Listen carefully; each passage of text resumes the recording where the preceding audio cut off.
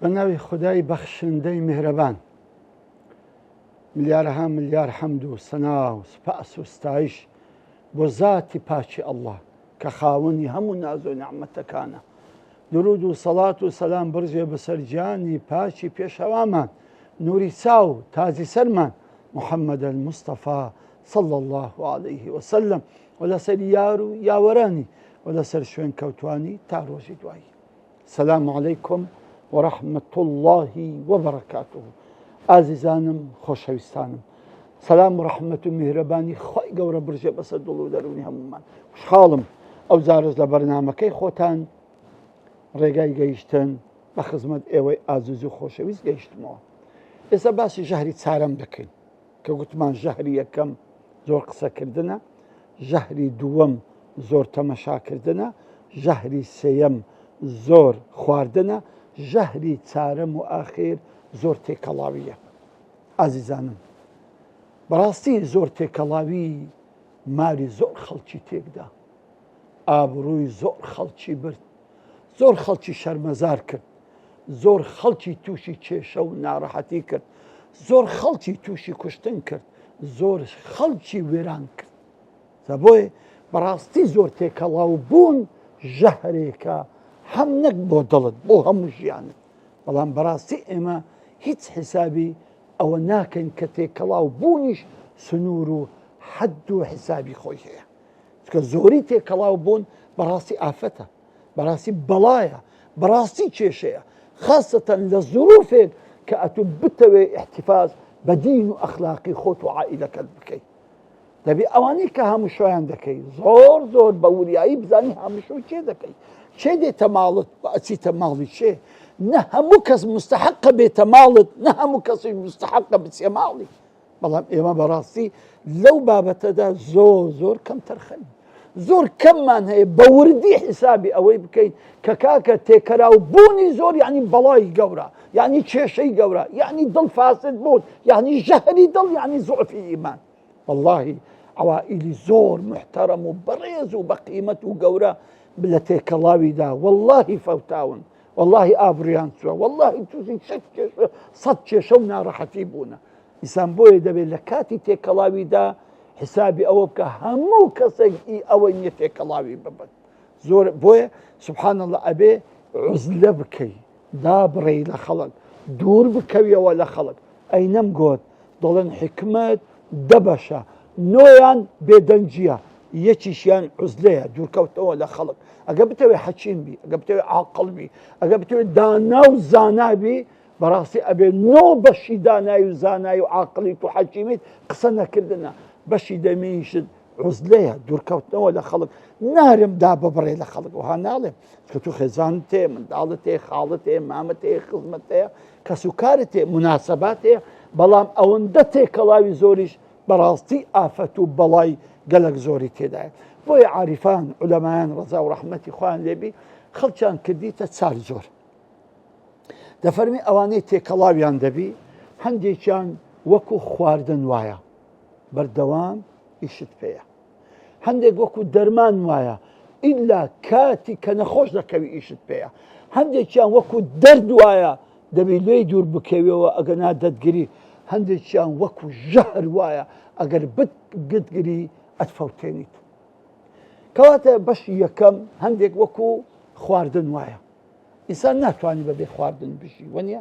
ناتوانانی بەبێ خواردنەوە بژی، ناچاری. بۆیە هەندێک عیلاقاتی کۆمەڵایەتیمان هەیە، هەندێک سەردان و تێکەڵاویمان هەیە بەڕاستی وەکو خواردن وایە. سەردانی داک و بابت، سەردانی سیلەی ڕەحمت، سەردانی عولەمایەکان، سەردانی مەجالیسی علم، ئەوانە هەموو ژیانە لە بۆت. نەک فاسد بی نەک ژەهر بی بەڵکو ئەوانە هەمووی ئەبنە حیات دەبوت و دەبتە حیاتی قەلبت یەک سەردانی زانایەکان سەردانی مەجلیسی علم سەردانی کۆڕی زانستی سەردانی مەجلیسی فێربوونی علم و زانستی بەڕاستی دڵت منەوەر دەکات دڵت زیندوو دەکاتەوە دڵت ئاوەدان دەکاتەوە دڵت پاک دەکاتەوە وەفشتێکی فێر دەبی کەواتە ژیانی تو بەو مەجلیسانەوەیە یان سەردانی داک و بابت یان سەردانی سیلەی ڕەحمت یان سەردانی ئەوانەی کە حەقیان لەسەرتا وەچی کەسێک کە نەخۆش دەکەوی کەسێک کە مناسبەیەکی دەبی کە المسلم و على المسلم ست حەقی مسلمانی لەسەر مسلمانی شەشە کەواتە یەکێک لەوانە سەردانێتی کاتێک کە نەخۆش بوو کە لێی قەومە ئەمن ئەوانە ناڵێم بەڵام بەڕاستی ئەوانە ئەبێتە ژیان لە بۆ و ئەبێتە مای حیات دەبۆت و ئەبێتە مای دڵپاچی لە بۆت و ئەبێتە مای ڕفعی دەرەجات لە بۆت و هەر ئەوەندەی بڵێم هەر لە بۆ نمونە بۆ تا دەیمەوە پێغەمبەری خوا دەفەرمی صلی الله عليه وسلم هەر کەسێک سەردانی نەخۆشەکی بکە دەفەرمی حتا بەیانی 7,000 مەلائیکەت دەڵێن خوایە لە فلانی خۆش بە و ڕەحمی پێ بکە ئێوە بەچی ئەو 7,000 مەلائیکەت هەتا نوێژی بەیانی دوعا لە بۆ بکەن لە پای چی لە پای ئەوەی یەک سەردانی نەخۆشێکت کرد باشە ئەگەر ئەو نەخۆشە سیلەی ڕەحم بوو خزم و کەس و کاری خۆت بوو ئەدی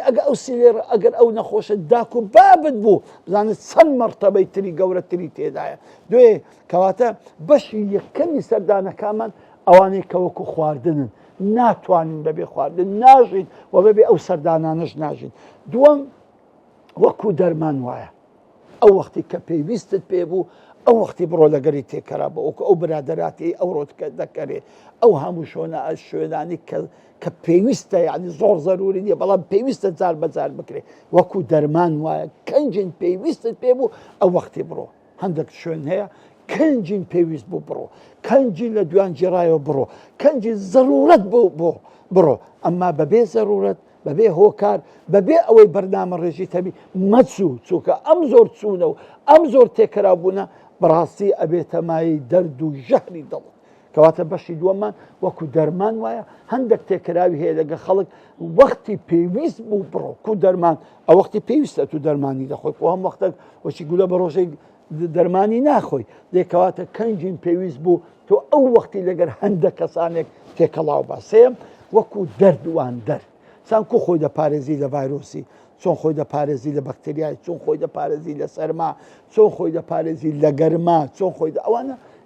یعنی بۆی تووشی دەرد نەبی کەواتە بەڕاستی هەندێک کەسوەیە تۆ چەند لەبەر نەخۆشی ڕادەکەی دەبی ئەوەندە لە بەروانە ڕاکەی چکات دانیشتنیان هەستانیان هەموو شوێن هەموو نەخۆش دەبی وڵای قسەی وا دەکەن دڵ و مەعیدە لەگە تێک دەدەن قسەی وا دەکەن مشک و فکر و خەیاڵت تێک دەدەن قسەی وا دەکەن ئیمانت لە دەست دەدەن کەواتە دەبی زۆر ئاگاداربی هەندێک کەس دانیشتنی بەڕاستی دەردە بەڕاستی نەخۆشیە جا بۆیە دەبی زۆر ئاگاد لە خۆبی زۆری چارەم هەندێک کەس هامشۆکردنی هەر ژەهرە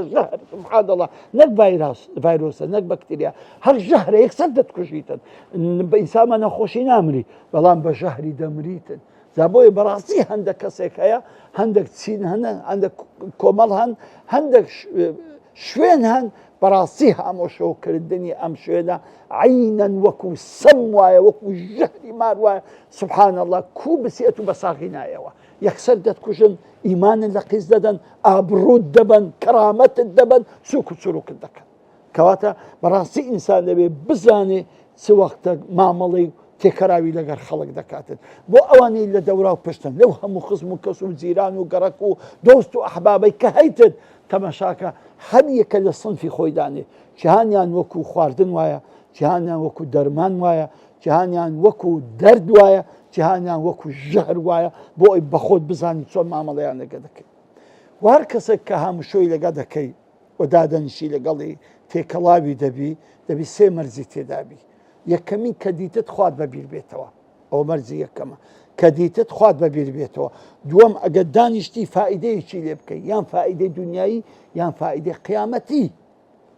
سێم کە ڕۆیشتی زەمت نەکا و ئابڕوت نەبا و غەیبەتت نەکات ئازیزانم تخوا وەرە پێم بڵێن چەند کەس ئەوڕۆکە ئەو سێ شەرتەی دێتە جێ چەند کەس ئەوانەی کە دەیان بینین خوامان بەبیر دێتەوە چەند کەس ئەوانەی کە دادەنیشین فائیدەی دنیا یان قیامەتیان لێ دەکەین سنکەس ئەوانەی کە دادەنیشین دەڕۆین لەلایەن زەممان ناکەن و غەیبەتمان ناکەن و ئابڕوومان نابەن و ئەسرارمان ئاشکرا ناکەن. کەواتە بەڕاستی تێکەراو بوون دەبی ئەمڕۆ کە لە زەمانی ئەوڕۆدا بەڕاستی زۆر پێویستە مەحدودی بکەیت. هەمووشۆی هەموو کەسێک نەکەی، هەمووشۆی هەموو جیرانێک نەکەی. ئەسڵەن جارێ ماڵ و منداڵ ئەوەی نی ئەتوو تێکراوی هەموو ماڵێکی بکەیت. هەندە شوێن هەیە بە خۆت بڕۆ، پێویست ناکە ماڵ و منداڵەکەت بێت، چونکە ماڵ و منداڵ ببەی وەکو ئەوەی وای ئەی بێ حەقلی ئەلغام، چونکە ئەو ماڵ و منداڵێت و ڕێک معجیب دەبن بە ماڵ و منداڵەکەیوان، معجیب دەبن بە بزولک و بەرجیان، معجیب دەبن بە پرسیان، معجیب دەبن بە ئەخلاقیان، معجیب دەبن بە هەڵس و کەوتیان، معجیب دەبن بە ئەفکاریان. ئەو وەختی ماڵ و منداڵی توش فاسد دەبێتن. ئەمە ئەگە بە خۆت چووی هیچ مشکلە نییە، چکە تو دەدەخت دادەنیشی نیو سەعاتێک دادەنیشی دێوەی ئەسێری لێ ناکە. بەڵام ماڵ و منداڵ زۆر معەڕەزن کە زوو ئەو ڤایرۆس و ئەو بەکتریانەیان توش بێ کە لەو باڵانەی کە دەستی هەموو شویان دەکەی. کەواتە بەڕاستی لە ڕۆژگارێکی ئەوڕۆ زۆر پێویستە ئێمە هەموو شوەیەکانمان زۆر محدود بی. بۆیە خوای گەورە ئەفەرمی ئەعوذ بالله من الشیطان الرجیم یا أيها الذين آمنوا قوا أنفسكم وأهليكم نارا وقودها الناس والحجارة عليها ملائكة غلاظ شداد لا يعصون الله ما أمرهم ويفعلون ما يؤمرون. صدق الله العظيم. خوي قورا بوهم عظمة قوري خوي بان أكاد فرمي أي أو كسان إيمان تان هنا قوا أنفسكم خوتان بفارزن، خوتان ومال من دالي خوتان بفارزن لأقرب